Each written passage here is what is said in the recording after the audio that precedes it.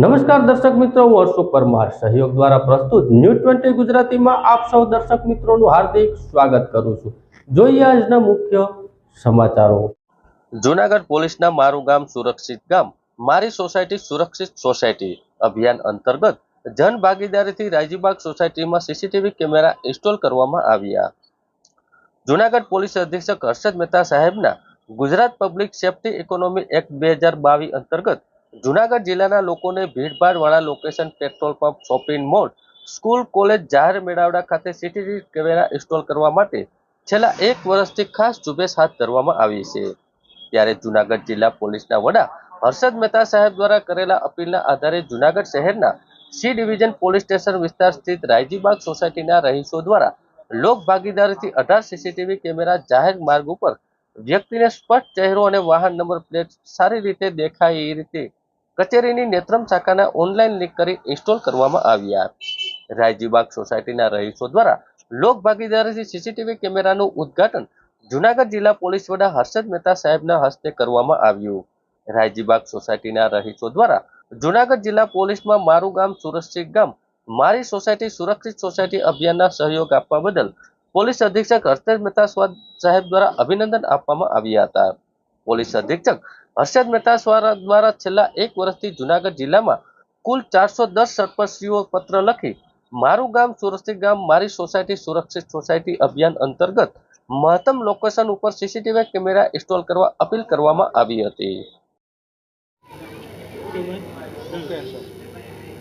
આજે રાયજીબાગ સોસાયટી દ્વારા સોસાયટીમાં અંદર અને એમની ફરતે જે એન્ટ્રી છે ત્યાં રોડ કવર થાય એ રીતે સીસીટીવી નેટવર્કનું ઉદ્ઘાટન કરવામાં આવ્યું। આ મારી સોસાયટી સુરક્ષિત સોસાયટી ઝુંબેશના ભાગરૂપે આ જે ઉદાહરણ આપ્યું છે એ જૂનાગઢ શહેર અને જિલ્લાની અન્ય સોસાયટી પણ આમાંથી પ્રેરણા લે।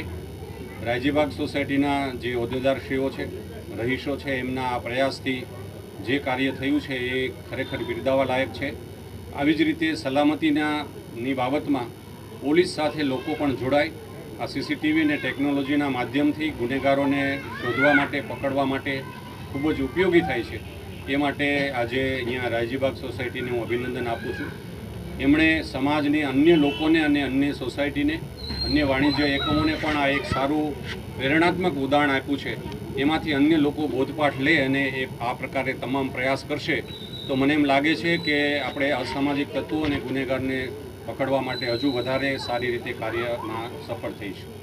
સર, કેટલા કેમેરા લગાવવામાં આવે છે? હાલ આ સોસાયટીમાં 18 કેમેરા મૂકવામાં આવ્યા છે। સોસાયટીના આંતરિક રસ્તાઓ છે ત્યાં પણ છે અને મુખ્ય જે પ્રવેશદ્વાર છે ત્યાં પણ રાખવામાં આવેલા છે। આજે રાયજીનગર સોસાયટીની અંદર સોસાયટીના સલામતી માટે, આ સોસાયટીમાં રહેતા 550 પરિવાર માટે સલામતી રહે તે માટે 18 જેટલા સીસીટીવી કેમેરાઓ ફિટ કરવામાં આવ્યા છે અને તેનું ઓપનિંગ જૂનાગઢ જિલ્લાના એસપી મહેતા સાહેબને વરદ હસ્તે કરવામાં આવ્યું છે।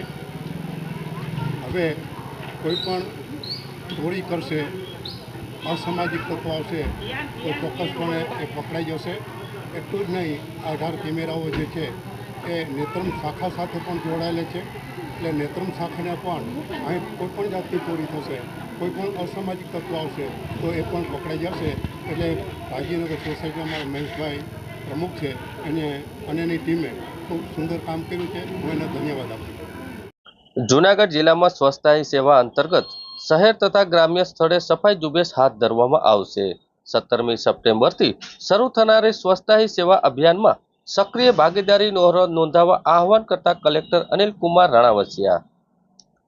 પ્રધાનમંત્રી નરેન્દ્રભાઈ મોદીની પ્રેરણાથી 2017થી સ્વચ્છ ભારત મિશન હેઠળ સ્વચ્છતા હી સેવા અભિયાન શરૂ કરવામાં આવ્યું છે, જેના ભાગરૂપે 17મી સપ્ટેમ્બરથી સ્વચ્છતા હી સેવા 2024ની સમગ્ર રાજ્યભરમાં ઉજવણી થવાની છે। ત્યારે જૂનાગઢ જિલ્લામાં સ્વચ્છતા હી સેવા અભિયાન અંતર્ગત કલેક્ટર અનિલ કુમાર રાણાવસિયાના અધ્યક્ષસ્થાનમાં કલેક્ટર કચેરી સભાખંડ ખાતે બેઠક યોજવામાં આવી હતી। આ બેઠકમાં આગામી દિવસોમાં આયોજિત સ્વચ્છતા હી સેવા અંતર્ગત સફાઈ અભિયાનની તૈયારીઓની સમીક્ષા કરવામાં આવી હતી। જિલ્લા કલેક્ટર અનિલ કુમાર રાણાવસિયાએ જણાવ્યું હતું કે આગામી દિવસોમાં જૂનાગઢ જિલ્લાના શહેરો, નગરો, ગામો, શાળા, college, railway station, bus station, ધાર્મિક સ્થાનો યાત્રાધામોમાં યોગ્ય સાફ સફાઈ કરવામાં આવશે. આ લોકજાગૃતિના કાર્યક્રમમાં જૂનાગઢ જિલ્લાના નાગરિકો સ્વયંભૂ રીતે જોડાઈને આ અભિયાનમાં જાગૃતિ સાથે જોડાઈને પોતાની ભાગીદારી નોંધાવે તે માટેના પૂરતા પ્રયાસો સૌએ કરવા ઉપર ભાર મૂક્યો હતો. શહેર તથા ગામના તમામ જાહેર વિસ્તારમાં સ્વચ્છતા હી સેવા ઝુંબેશ અંતર્ગત ઉત્પન્ન થયેલા કચરાનું તે જ દિવસે યોગ્ય નિકાલ કરવા અને ડોર ટુ ડોર વ્યવસ્થાથી વધુ અસરકારક બનાવવા કચરાને મૂળ સ્ટેશનથી એકત્રિત કરવામાં આવશે. આ બેઠકમાં જિલ્લા પંચાયતના પ્રમુખ હરેશભાઈ ઠુમર, ધારાસભ્ય સંજયભાઈ કોરડિયા, અરવિંદભાઈ લાડાણી, કમિશનર ઓમપ્રકાશ, જિલ્લા પોલીસ વડા હર્ષદ મહેતા, નાયબ જિલ્લા વિકાસ અધિકારી નીતિન સાંગવાગ, અધિક્ષ નિવાસી કલેક્ટર અને NF ચૌધરી, જિલ્લાના તમામ લાયઝન અધિકારીઓ અને અમલીકરણ અધિકારીઓ ઉપસ્થિત રહ્યા હતા. આગામી 17 સપ્ટેમ્બરથી લઈને 31 ઓક્ટોબર સુધી જિલ્લામાં 2 અગત્યના કાર્યક્રમો શરૂ થવા જઈ રહ્યા છે. સરકારશ્રીની સૂચના મુજબ 17 સપ્ટેમ્બરે આપણે સેવા સેતુ કાર્યક્રમનો 10મો તબક્કો શરૂ કરી રહ્યા છે અને સાથે સાથે સ્વચ્છતા હી સેવા કાર્યક્રમ પણ આ તારીખથી શરૂ કરવામાં આવશે. સેવા સેતુ કાર્યક્રમની વાત કરીએ તો આ વર્ષે સેવા સેતુ કાર્યક્રમનો 10મો તબક્કો છે અને આ કાર્યક્રમ ગ્રામ્ય સ્તરે, નગરપાલિકા સ્તરે અને મહાનગરપાલિકા સ્તરે યોજાશે. જેમાં ગ્રામ્ય સ્તરે તાલુકા લેવલે જોઈએ તો 17 સપ્ટેમ્બરથી લઈ અને 31 ઓક્ટોબર સુધીમાં કુલ 3 કાર્યક્રમ થશે. નગરપાલિકાઓમાં અ અને બ વર્ગની નગરપાલિકા હોય તો એમાં 2 કાર્યક્રમ અને બાકીની નગરપાલિકાઓમાં 1 કાર્યક્રમની સૂચના છે. એટલે આપણા જિલ્લામાં કેશોદ અને માંગરોળ આ 2 નગરપાલિકાઓમાં 2 કાર્યક્રમ અને અન્ય નગરપાલિકાઓમાં 1 કાર્યક્રમ રહેશે અને મહાનગરપાલિકામાં આ સમયગાળા દરમિયાન 2 કાર્યક્રમ યોજાવા જઈ રહ્યા છે.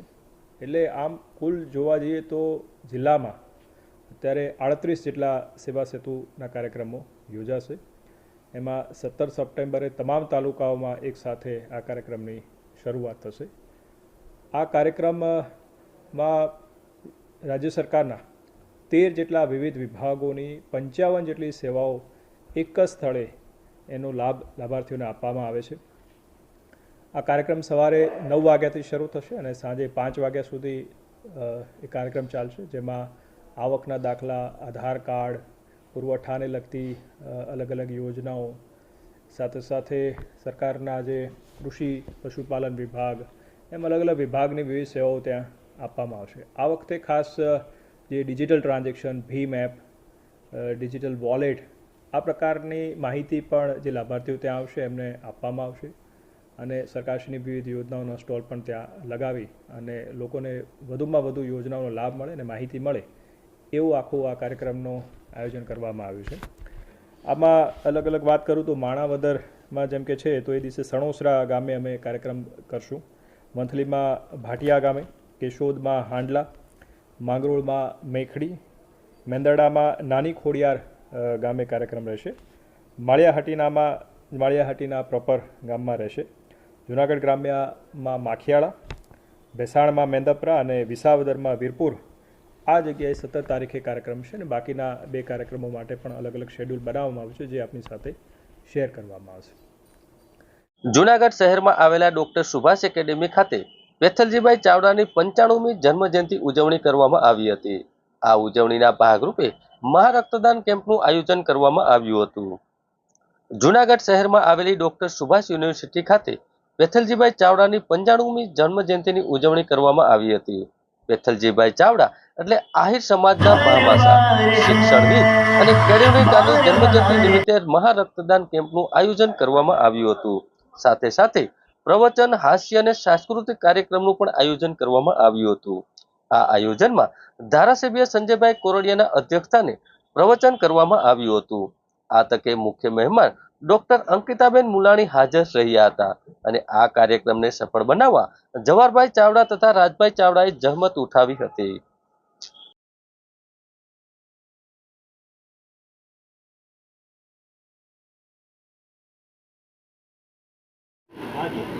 મારું નામ કારેથા રીના છે. આજે અહીંયા ડૉક્ટર સુભાષ યુનિવર્સિટી નિમિત્તે બેથલજી બાપાની જન્મજયંતિ નિમિત્તે રક્તદાનનું આયોજન કરવામાં આવેલું છે. આ રક્તદાન દ્વારા થેલેસેમિયા બાળકો અને સગર્ભી મહિલાઓને રક્ત પૂરું પાડવામાં આવે છે. રક્તદાન એ મહાદાન છે. રક્તદાન કરવું અવશ્ય છે. મને આમ સારું ફીલ થાય છે, કેમ કે આ એક એવી વસ્તુ છે કે જે નેચરલ છે અને આ આપવાથી કોઈ લોકોને ફાયદો થતો હોય તો આપણે આપવું જોઈએ. કેટલી વાર રક્તદાન છે કે ફર્સ્ટ ટાઈમ જ. મારું નામ છે ડોડિયા શિવાલી. આજે પૂજ્ય બાપુજી પેથલજી બાપાની જન્મ જયંતિ અનુસાર આજે મહા રક્તદાનનું આયોજન કરવામાં આવ્યું છે. તેમાં અમે પાર્ટિસિપેટ કર્યું છે અને રક્તદાન કર્યું છે. અમને ખૂબ જ આનંદ થયો આ રક્તદાન કરવાથી, અને અમુક લોકોને ફાયદો થાય, જેમ કે થેલેસેમિયાના જે પીડિત બાળકો છે, જે પ્રેગ્નન્સી વુમેન છે, એને હેલ્પ થાય એના માટે અમે રક્તદાન કર્યું. અમને ખૂબ જ આનંદ થયો આ રક્તદાન મહાકેમ્પની અંદર. Thank you. જ્યારે બાપુજીની પૂજ્ય પેથલજીભાઈની 95મી જન્મ જયંતિ હતી ને આ કન્યા આર્ય સંસ્થાને જ્યારે 44 વર્ષ પૂર્ણ થયા છે, ત્યારે સૌથી મજાનો સંદેશ દીકરીઓ માટે એ હતો કે આવો બેટા, 12 વર્ષની ઉંમર તમે વટાવી ચૂક્યા છો અને 12 વર્ષથી લઈને 22 વર્ષની વચ્ચે ખૂબ બધી સમસ્યાઓ કે જે તમને કંકુ અને અક્ષરથી પહોંચવા માટે આવી રહી છે, ત્યારે આવો એ સમસ્યાનો હસ્તાભેર અને બહુ ગર્વભેર આપણે સામનો કરીએ. તમારી ચરિત્ર, તમારી વફાદારી એ ક્યારેય ન ગુમાવીએ અને આવું શિક્ષણથી આપણે ઉજળા થઈએ, આપણા મા બાપનું અને પરિવારનું કલ્યાણની સાથે આપણે પોતાના એક નવી ઓળખ ઊભી કરીએ. એવો ખૂબ મજાનો સંદેશ છે જ્યારે આ જૂનાગઢને આંગણે દીકરીઓને અને ખાસ કરીને દીકરાઓને આ પાઠવવાનો થયો છે, ત્યારે ખૂબ ગર્વની વાત છે. અને અંકિતાબેન, ખાસ કરીને વાત કરીએ આજનું જે યુવાધન છે, દીકરા દીકરીઓ બંને એ છે એ પશ્ચિમી સંસ્કૃતિ તરફ ઢળી રહ્યું છે, આજના મોજશોખ તરફ ઢળી રહ્યું છે. ત્યારે આપ એક જે છો, એક ખૂબ જ સારું એવું ધારકડી ગામ છે અને ત્યાંથી આવો છો, એક ગ્રામ્ય જીવનમાંથી એક સુરત જેવા સિટીની અંદર વસો છો, ત્યારે ખાસ યુવા પેઢીને શું સંદેશ? નમસ્કાર. આ બાબત મારે ખાસ એટલું જ કહેવું છે કે માણસ ગમે એટલો ઉપર જાય પણ વિસા મૂકે નહીં, અને માણસ ધૂળની ઉપરથી ઊભો થાય એટલે એક વખત ખંખેરી નાખે છે, પણ આ ધૂળની તમને મહેક તમને હંમેશા ધરતીની સાથે જોડાયેલું રહેવાનું શીખવે છે.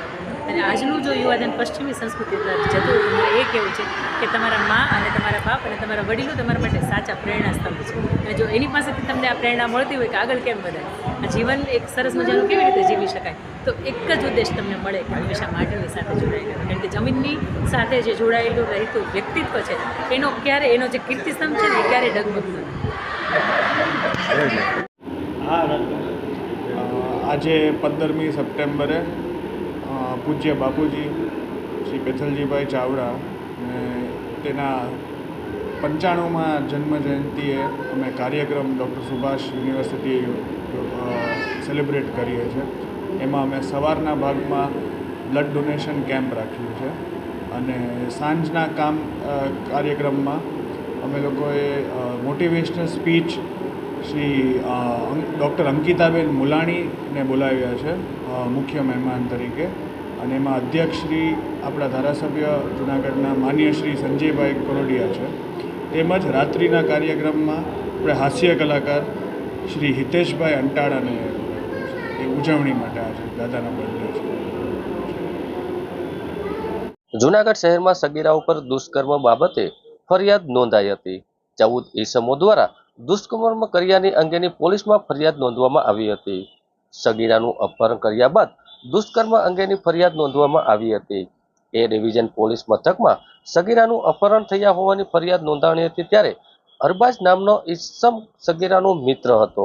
પહેલા અરબાજ અને બાદમાં તેના મિત્રોએ દુષ્કર્મ સગીરા ઉપર કર્યાનું પોલીસમાં ફરિયાદ કરવામાં આવી છે. રાજકોટમાં જુદા જુદા સ્થળ ઉપર દુષ્કર્મ કર્યા હોવાની બાબતમાં ફરિયાદીમાં ઉલ્લેખ કરવામાં આવ્યો છે. સગીરા પાસે આકાશ નામના ઈસમે દેહ વ્યાપાર કરાવ્યો હતો અને સગીરાનો મિત્ર અરબાજ અને અરબાજનો મિત્ર હતો આકાશ. પોલીસે સમગ્ર મામલે 2 ઈસમોને ઝડપ્યા છે અને રેહાન અને કિરણ નામના 2 ઈસમો પોલીસે ઝડપીને આગળની કાર્યવાહી હાથ ધરવામાં આવી છે. હાલ જે છે 10 આરોપીઓએ છે દુષ્કૃત્ય કરેલું છે. આ ઉપરાંત અન્ય 4 અજાણ્યા ઈસમો છે જેનું નામ આ સગીરાને ખબર નથી. તો આ બાબતે એ ડિવિઝન પોલીસ સ્ટેશનમાં સગીરા ઉપર દુષ્કર્મ આચરેલું, જે અંતર્ગત ભારતીય ન્યાય સંહિતાની કલમ 64, 65 આ ઉપરાંત પોક્સો એક્ટની અલગ અલગ કલમ મુજબ છે કલમનો ગુનાનો ઉમેરો કરવામાં આવેલો છે. સાથે સાથે જે ભોગ બનનારે જે નામ આપેલા અને જે હકીકત જણાવેલી તે મુજબ સૌપ્રથમ આ અરબાઝ સાથે તેનો સંપર્ક થયેલો અને અરબાઝ તેની સાથે અહીંયા જૂનાગઢમાં શરીર સંબંધ બાંધેલો. ત્યારબાદ છે રાજકોટની અલગ અલગ હોટલમાં અલગ અલગ સમયે છે તેની સાથે શરીર સંબંધ બાંધ્યા બાદ તેના મિત્રોને આ જે સગીરાને આપેલી અને આ તેના મિત્રોએ પણ તેની સાથે દુષ્કૃત્ય આચરેલું. ત્યારબાદ જે આ ગુનાના કામના જે આરોપીઓ છે તે પૈકી આ આકાશે છે આ સગીરાને દેહ વિક્રયની પ્રવૃત્તિઓમાં ધકેલી અને ગ્રાહકો બોલાવી તેમની પાસે રૂપિયા લઈ અને સગીરા પાસે છે દેહ વિક્રયની પ્રવૃત્તિઓ શરૂ કરાવેલી. હાલ આ ગુનાના કામે છે અત્યાર સુધીમાં કુલ 10 આરોપીઓના નામ ખુલવા પામેલા છે, જેમાં રેહાન યુનુસભાઈ, અરબાઝ મુલતાની, હાર્દિક, ફરદીન સિંધી, અયાન મુલતાની, આકાશ, સત્યમનો મિત્ર, અંશુ. તો આમ કુલ 10 નામ ખુલેલા છે અને સગીરાના જણાવ્યા મુજબ અન્ય હજુ 4 થી 5 શખ્સોએ તેની સાથે છે દુષ્કૃત્ય આચરેલું છે. તો આ બાબતે એ ડિવિઝનની પોલીસ દ્વારા વિગતવાર આ ગુનાની તપાસ શરૂ છે. આરોપીઓ પૈકી 3 જૂનાગઢના છે, બાકીના છે એ રાજકોટના છે. અને જે ફરિયાદી હકીકત જે ભોગ બનનારે હકીકત જણાવી છે તે મુજબ છે રાજકોટની અલગ અલગ હોટલોમાં અલગ અલગ તારીખને અલગ સમયે છે આ જે આરોપીઓ અને તેમના દ્વારા બોલાવવાના ગ્રાહકો દ્વારા આ પ્રકારનું દુષ્કૃત્ય આચરેલું છે. તો આગળની દિશામાં પોલીસની તપાસ રહેશે કે આ સિવાય અન્ય કેટલા શખ્સો સંડોવાયેલા છે અને હોટલના સીસીટીવી ફૂટેજથી લઈ અને તમામ પ્રકારના અન્ય પુરાવો ટેકનિકલ પુરાવાઓ મેળવી અને આ જે સગીરા સાથે દુષ્કર્મ અને પોક્સો એક્ટની કલમ મુજબ છે કડકમાં કડક સજા થાય. વધુમાં આ ગુનાના કામે 2 આરોપીઓની ધરપકડ કરવામાં આવેલી છે, જેમાં આરોપી નંબર 1 રિહાન ઉર્ફે રેહાન અને કિરણ બિસ્ટ આ 2 આરોપીઓને ધરપકડ કરી નામદાર કોર્ટમાં રિમાન્ડ માટે રજૂ કરતા નામદાર કોર્ટ દ્વારા 4 દિવસના રિમાન્ડ આપવામાં આવેલા છે અને આગળની તપાસ એ ડિવિઝન પીઆઈ નાવ કરી રહેલ છે.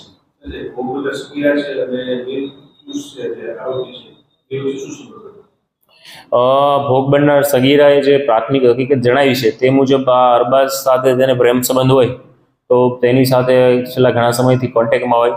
ત્યારબાદ અહીંયા તેમની આરોપીને છે સગીરાની ઉંમરનો ખ્યાલ હોવા છતાં તેમની સાથે અહીંયા શરીર સંબંધ બાંધ્યા બાદ તેમને રાજકોટ લઈ ગયેલો અને ત્યાં પણ તેને તેના અલગ અલગ મિત્રો સાથે છે શરીર સંબંધ બાંધવા માટે મજબૂર કરેલ એવી હકીકત હાલ જણાવેલ છે. આરોપી જે પકડાયો છે રેહાન, એની કોઈ સંપર્ક ખરો? રેહાનના જે સ્ટેટમેન્ટ છે તે મુજબ આ રેહાનને અગાઉ 20 દિવસ પહેલા પણ આ સગીરાનો ફોન આવેલો અને તેને રાજકોટ જવું હોય, પૈસાની જરૂર હોય તો આ બાબતે રેહાન પણ છેલ્લા 3-4 મહિનાથી આ સગીરા સાથે કોન્ટેક્ટમાં હોવાની હકીકત જણાવે છે. હાલ સગીરાના ઘરે છે શિશુને?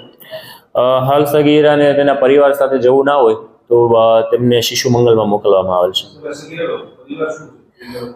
સગીરાનો પરિવાર છે તે છૂટક મજૂરી કામ કરે છે અને સાધારણ આર્થિક સ્થિતિ ધરાવે છે. ગુજરાત અને જૂનાગઢ જિલ્લામાં આગામી સમયમાં વરસાદ કેવો રહેશે તે અંગે આગાહી કરતા હવામાન નિષ્ણાંત હસમુખભાઈ નિમાવત દ્વારા જણાવવામાં આવ્યું. સૌરાષ્ટ્ર અને ગુજરાતમાં આગામી સમયમાં વરસાદ કેવો રહેશે તે અંગેની જાણકારી હવામાન વિભાગ દ્વારા આપવામાં આવી છે. સપ્ટેમ્બર મહિનાના 16 સપ્ટેમ્બરથી 20 સપ્ટેમ્બર સુધી સારા વરસાદની સંભાવના છે, જેમાં એક રાઉન્ડ વરસાદનો આવી શકે છે. નવરાત્રીના છઠ્ઠા નોરતે પણ વરસાદની સંભાવના બતાવે છે. હવે પછીના આસો માસ પૂનમમાં 20-10-24 થી 24-10-24 સુધીમાં સૌરાષ્ટ્રમાં ગુજરાતમાં વરસાદ થઈ શકે છે, તેમજ સાર્વત્રિક પણ હોઈ શકે અને પણ આ સાથે સારા વરસાદની પણ આગાહી કરવામાં આવી છે. સમુદ્રમાં જો લહેર સર્જાશે તો 24-10-2024 થી 25-10-2024 પછી ગુજરાત અને ભારતમાં ચોમાસાની વિદાય લે તેવી હવામાન નિષ્ણાંત હસમુખભાઈ નિમાવત દ્વારા જણાવવામાં આવ્યું છે. હવે આપણે ગુજરાત સૌરાષ્ટ્રમાં આગામી સમયમાં વરસાદ હવે પછીનો સમય વરસાદ માટે કેવો રહેશે એની વાત કરીએ તો સપ્ટેમ્બર મહિનાની આજે 14મી તારીખ થઈ અને મારી જે આગાહી છે એમાં 16/9 થી 20/9 એમાં સારા વરસાદ પડવાની સૌરાષ્ટ્ર અને ગુજરાતમાં સારા વરસાદ પડવાની સંભાવના બતાડે છે કે જેમાં એક રાઉન્ડ વરસાદનો આવી શકે છે. એ પછી આસો માસની આપણે વાત કરીએ તો નવરાત્રિમાં 6 ઓક્ટોબરથી 9 ઓક્ટોબરમાં છૂટાછવાયા વરસાદની સંભાવના બતાડે છે અને એ પછી આસો માસમાં પૂનમ પછીના સમયગાળામાં 20/10/24થી 24/10/24માં એ સૌરાષ્ટ્ર ગુજરાતમાં વરસાદ થઈ શકે, જે સાર્વત્રિક ન પણ હોય, કેમ કે પાછલા વરસાદ છે એ ઘણીવાર સાર્વત્રિક નથી હોતા, છૂટાછવાયા અથવા તો જૂજ વિસ્તારોમાં હોય છે. આ તારીખોમાં સમુદ્રમાં લો પ્રેશર સર્જાઈ શકે છે અને તારીખ 25/10/24થી ગુજરાત સૌરાષ્ટ્રમાંથી અથવા તો દેશમાં ચોમાસાની વિદાય છે એ શરૂ થાય.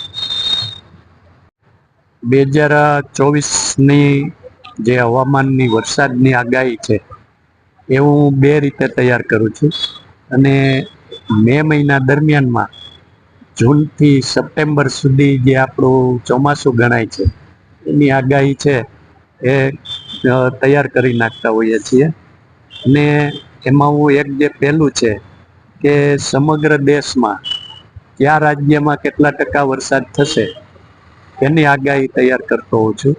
અને એ જે આગાહી છે એ બદલી વાક્યોના ડિસેમ્બરના વરસાદ બદલી વાક્યો પ્રમાણે અને જે એપ્રિલના વરસાદ છે એ 2 રાજ્યોમાં બદલી વાક્યો અનુસાર સૂર્યના જે ડિસેમ્બરમાં જ્યેષ્ઠ અને મૂળ નક્ષત્ર હોય છે એમાં વરસાદ પડે જે રાજ્યમાં એ રાજ્યનું ચોમાસું નબળું રહે. જ્યારે ડિસેમ્બર 29 તારીખથી 10 જાન્યુઆરી સુધીમાં પૂર્વાષાઢામાં જો વરસાદ પડે તો એ રાજ્યોમાં ચોમાસું સારું રહે અને નબળા દોષ ટળી જાય. એવી જ રીતે પાછું એપ્રિલમાં નિરીક્ષણ કરવાનું હોય છે. એપ્રિલમાં 1 એપ્રિલથી તો 13 મે સુધી, એટલે કે આશરે 45 દિવસ એપ્રિલ અને 13 મે સુધીના, એમાં પણ જે રાજ્યમાં વરસાદ પડે તો એપ્રિલ એન્ડ સુધીમાં પડ્યા હોય તો નબળું બતાડે અને 1 મે થી 13/5 સુધીમાં પડ્યા હોય એ કૃતિકા નક્ષત્ર આવે એમાં વરસાદ પડ્યા હોય એ રાજ્યોમાં ચોમાસું સારું બતાડે. આ રીતે 1 એપ્રિલથી 45 દિવસ અને 3 ડિસેમ્બરથી 45 દિવસ, કુલ 90 દિવસનું નિરીક્ષણ કરવાથી દેશની આપણા સમગ્ર દેશની જૂનથી સપ્ટેમ્બર સુધીનું ચોમાસું સરેરાશ કેવું રહેશે એ આગાહી તૈયાર થઈ શકે. એ પ્રમાણે ત્યારે મેં જે આગાહી તૈયાર કરી હતી એમાં ગંગેશ તક પશ્ચિમ બંગાળ, વેસ્ટ ઉત્તર પ્રદેશ, ઉત્તરાખંડ, હરિયાણા, ચંડીગઢ, દિલ્હી, પંજાબ, હિમાચલ પ્રદેશ, જમ્મુ કાશ્મીર અને ઓરિસ્સા આ રાજ્યોનું ચોમાસું નબળું બતાડતું હતું. તો હાલની 11/9/24ની ઇન્ડિયન મિટેરિયોલોજિસ્ટના આંકડા પ્રમાણેની પરિસ્થિતિ જોઈએ તો ગંગેસ્ટક વેસ્ટ બંગાળમાં 17% વરસાદ ઓછો છે, વેસ્ટ ઉત્તર પ્રદેશમાં 10% ઓછો છે, હરિયાણા, ચંડીગઢ, દિલ્હીમાં 6%, પંજાબમાં 24%, હિમાચલ પ્રદેશમાં 21% અને જમ્મુ કાશ્મીરમાં 23%, ઓરિસ્સામાં 7% વરસાદ ઓછો છે. આમ આગાહી પ્રમાણે જે નબળા બતાડ્યા હતા એમાં વરસાદની ઘટ બતાડી છે. એકમાત્ર એમાં ઈસ્ટ રાજસ્થાન છે એ નબળામાં બતાડ્યું હતું, એમાં 39% વધારે છે, બાકીના રાજ્યો નબળા બતાડ્યા છે. પછી ઘણું સારું ચોમાસું રહે એવા રાજ્યોમાં ગુજરાત, સૌરાષ્ટ્ર, કચ્છ, મધ્યપ્રદેશ, કોકણ, ગોવા, મધ્ય મહારાષ્ટ્ર, તામિલનાડુ, કર્ણાટક અને લક્ષદ્વીપ રાજ્યોનો બતાડેલા કે જેમાં ચોમાસું ઘણું સારું રહે. તો દેશભરમાં આ રાજ્યોમાં 11/9ની સ્થિતિએ સૌથી વરસાદની ઊંચી ટકાવારી રહી છે. ગુજરાતમાં 11/9ની સ્થિતિએ 28% વધારે વરસાદ, એટલે કે 128% વરસાદ છે. સૌરાષ્ટ્ર કચ્છમાં 79% વરસાદ, એટલે કે 179% વરસાદ પડ્યો છે. મધ્યપ્રદેશમાં 117% વરસાદ પડ્યો છે. કોકણ ગોવા 128%, મધ્ય મહારાષ્ટ્ર 145%, તામિલનાડુ 144%, કર્ણાટક 144% અને લક્ષદ્વીપ 36% વરસાદ પડ્યો છે. બાકીના રાજ્યો જે છે એ રાજ્યોમાં મધ્યમ અથવા તો ખંડ વૃષ્ટિવાળું ચોમાસું કીધેલું, તો એમાં બધામાં આ બધા રાજ્યો કરતાં વરસાદ ઓછો છે અને નબળા કરતાં વધારે છે. એમાં એક જ રાજ્યમાં મારે જે છે એ આગાહી ખોટી પડી, વેસ્ટ રાજસ્થાનની, કે એમાં +79% વરસાદ બતાડ્યો છે. બાકી બધા રાજ્યોની આગાહી છે એ કમ્પ્લીટ સાચી ઉતરી છે. આ જે આગાહી એ બદલી વાક્યોની આપણું પ્રાચીન શાસ્ત્ર છે જે બદલી વાક્યો એની સચોટતાની નિશાની અથવા પુરાવા રૂપે આપણે કહી શકીએ કે હજુ પણ સારી રીતે અસર કરે છે.